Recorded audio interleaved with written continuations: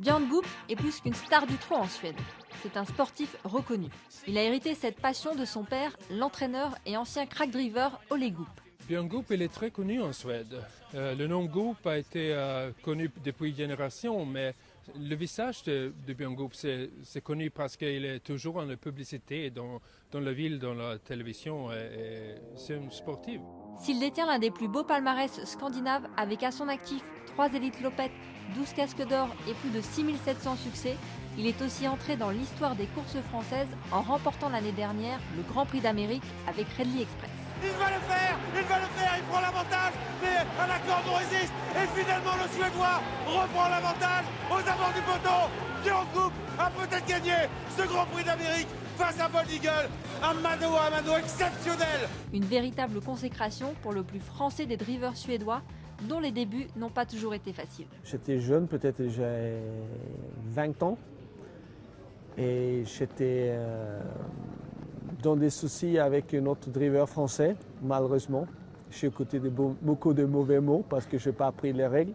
C'était compliqué. Et je crois que je n'ai pas été dernier, mais presque avant-dernier pour finir. C'est une grande différence pour les règles en France et en Suède. En Suède, c'est très très strict. En Suède, il y a des bonnes règles aussi, c'est pas comme ça, mais c'est beaucoup dans la culture d'être driver dans les courses à Vincennes ou des autres hippodromes. C'est une grande différence de culture.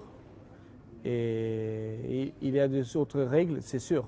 Et j'ai payé beaucoup décemment pour apprendre les règles même en France.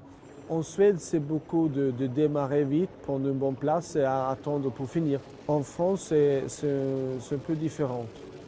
Et c'est des chevaux qui sont plus durs et qui font la même vitesse. Et parfois, quand tu as vraiment bien démarré, comme on fait en Suède, tu te trouves devant, mais après, il vient les autres pour essayer de faire des relais ou pour être devant ou comme ça.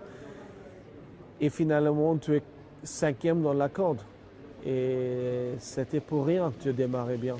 Et pour ça, il faut savoir les chevaux, l'adversaire dans le course. Il faut faire des pronostics. Il faut savoir comment il va faire, il faut garder, tout ce comme ça. La chose que j'ai appris beaucoup, c'est de garder comment il fait, comment il trouve une solution, comment Jean-Michel trouve une solution avec un cheval qui est peut-être 5e à 2 ou il est bloqué dans la corde et comme ça. C'est toujours de garder comment il est fait. Au début, c'était difficile de comprendre toutes les règles et pourquoi on ne peut pas faire comme ci ou comme ça. Mais maintenant, je crois qu'après plusieurs de courses, plusieurs de fois que je me trompais, je trouvais que j'ai appris mieux par chaque course que je fais. J'ai plus de respect maintenant pour les drivers français que j'ai eu au début.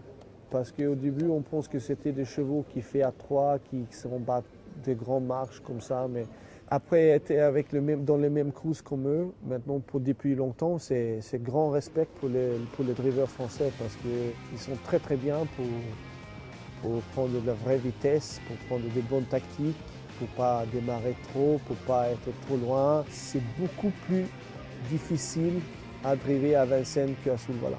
Goop, sulky d'or tricolore, ce n'est peut-être pas pour tout de suite. En attendant, il reste prophète en son pays.